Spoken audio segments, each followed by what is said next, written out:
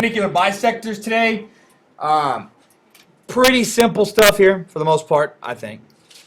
I will tell you this about Chapter 5. We have a lot of vocabulary. With that being said, you have vocabulary tests on Thursday. I would actually study for this one. I know that probably most of you have not studied for vocab tests just because they're easy. But here's the deal. Let me explain why they're easy real quick. They're easy for a couple reasons. One, we use the vocabulary the entire 6 weeks, and then all of a sudden we have a vocab test at the end of the 6 weeks. But we're not doing that in 6 weeks. So you're going to need to get on Blackboard, pull out the third 6 weeks vocab words, study those words because your test is on Thursday now. So some of those words we won't have used prior to the vocab test. Okay, and that's just, again, for an equalizer. So you need to study. And also Thursday is going to be your quiz over 5-1 through 5.1 through 5-4. Is the vocab test going to be chapter 4 vocab?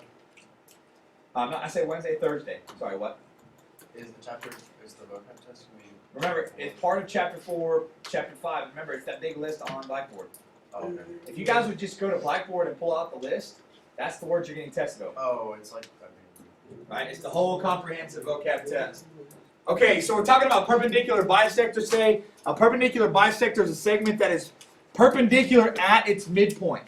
Okay? So what's going to happen is, essentially, DB is a perpendicular bisector of AC here, because what's happening is DC, okay, intersects this, creates two segments that are parallel, congruent, and it's got 90 degrees. I know this because AB is congruent to BC, and I also know it's a perpendicular bisector because I have this angle marking telling me that's 90 degrees.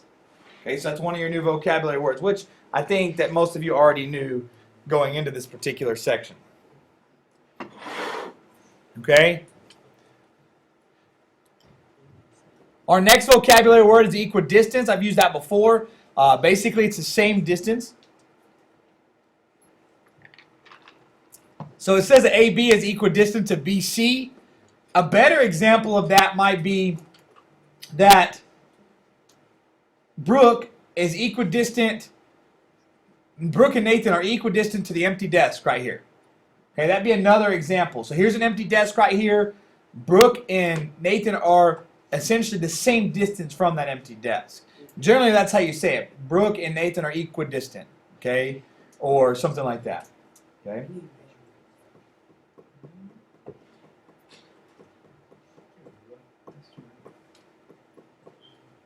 Make sure you're taking notes to put in your binder, okay, and not doing a last-minute binder scramble, okay.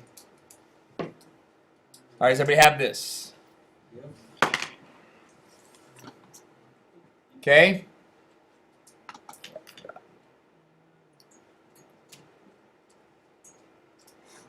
All right, so let's say that IK is perpendicular to, IK is a perpendicular bisect to FH. How would I know that? right angle. The right angle sign gives me the 90 degrees, that perpendicular part. FG and GH are congruent at 6 centimeters.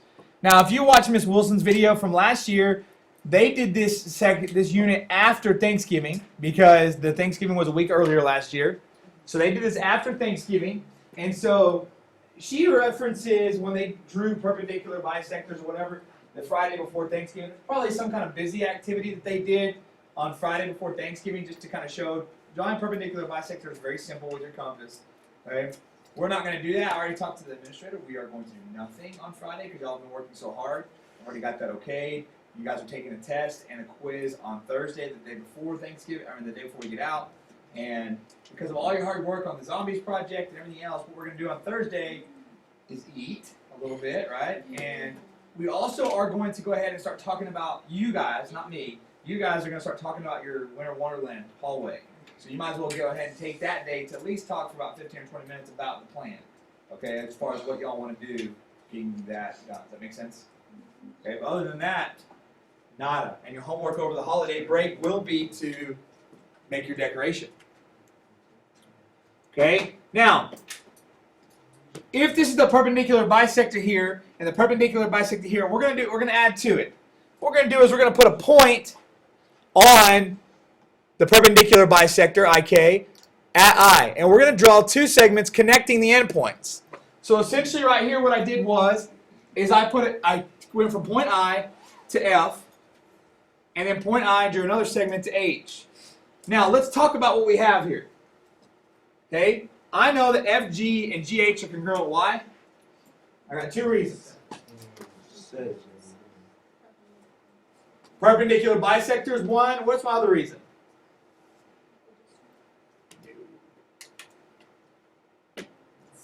What do I know about G? It's the midpoint, so how do I know that FG is congruent to GH? Definition of the midpoint is what I'm looking for. Now again, not midpoint. Okay? Some of you guys on your test lost points because you wrote midpoint instead of definition of a midpoint, or you wrote midpoint theorem, which there's no such thing. Okay? Some of you wrote vertical instead of vertical angles theorem, congruency theorem. Some of you wrote definition of vertical. Okay? You need to know the proper way to write this, so you lose points because of that. Okay? I didn't sit there and ask you to learn those things for you not to know the right terminology. Okay? So the definition of a midpoint, or the fact that it's a perpendicular bisector, tells us that FG is congruent to GH. We know that IG is congruent to IG because of why? Reflexive. We know that these two angles are congruent. Why? Corresponding angle. Right angle. Right angle theorem. Right angle theorem tells us that all right angles are congruent, not corresponding because we don't have parallel lines here. So now, with that being said, triangle IFG is congruent to triangle IHG because why? Side angle side. Okay, so we just proven that triangle be congruent because of side angle side. Now I can conjecture that IJ, actually I can conclude, not even conjecture, the IF is congruent to IH because of what? CPCTC. Good. Now, with that being said, what's the length of IH? 9 centimeters. So we just went through a rational proof process without writing it down to be able to figure out that this is 9 centimeters. Okay? Like I was telling the other classes, essentially, if you thought back and reflected to what you've learned this year, you could pretty much say you've learned nothing this year. Okay? Think about it. You know all of this stuff. If I were to take away all of these measurements and all that, you probably would be able to tell me that this is congruent to this. Because it's just kind of common sense, right? If you know that these are equal, okay, wouldn't it only make sense that to come from here to here and here to here, that they would be equal as well? Okay, you've basically all we've done is we've taken your common sense and we've turned it into logic. That's what we've done. Because all of you know this stuff.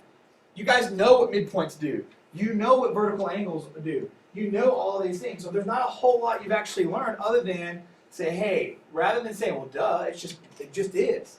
Because normally, up until this point, if I asked you this last year, you would say, well, you could give me a reason. The smarter level students could say, hey, yeah, IF is congruent to IH because they're hitting they're basically equally apart. You could tell me some kind of rational thought process, but some of you guys, well, it's just common sense.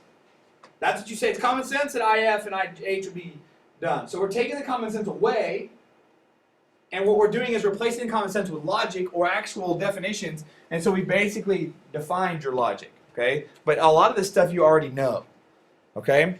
So if I do the same exact thing, and I put another point at point J, is it going to be the same? Do I still have two triangles that are side angle side? Yeah, I sure do. So they're both the same, and I can tell you that JH is what? JH is 8 centimeters. Okay? What if I inverted it? Is this 90 degrees? Yeah, remember that theorem? Remember that theorem that we learned in 3.6, I think? Oh, the number, I don't know the number of the theorem, I couldn't tell you. But it was in chapter 3, that last section where it says, hey, if this is perpendicular here, and this is perpendicular here, all of these are perpendicular, right? Okay, so it's still side angle side here, and so FK is 7, that means KH is also 7.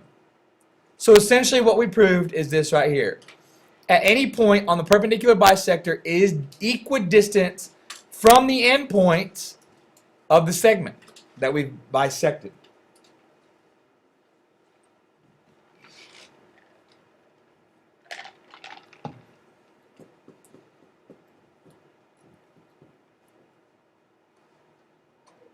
So what conjecture can you make about the triangle that you're looking at now?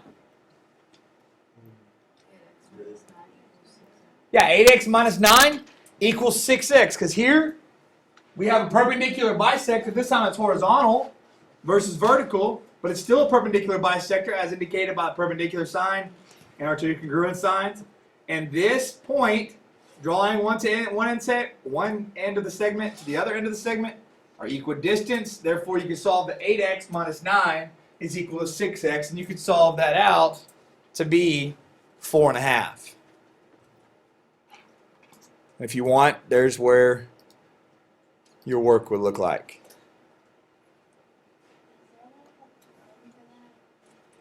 Not really. All right, now we have three more vocabulary words to add. Concurrent. That's when 3 or more lines intersect at a single point. Okay, you would say that they are concurrent. Then you have point of concurrency. That's the point where 3 or more lines intersect. So if 3 lines intersect each other, that's called concurrent. As long as they intersect at a single point. The point at which they all intersect, that's the point of concurrency.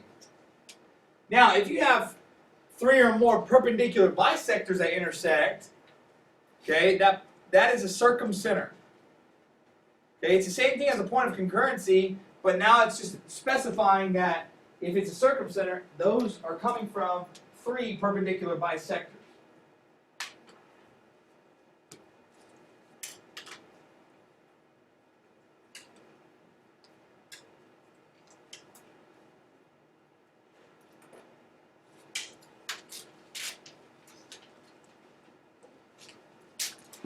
I'll give you a second to write those down.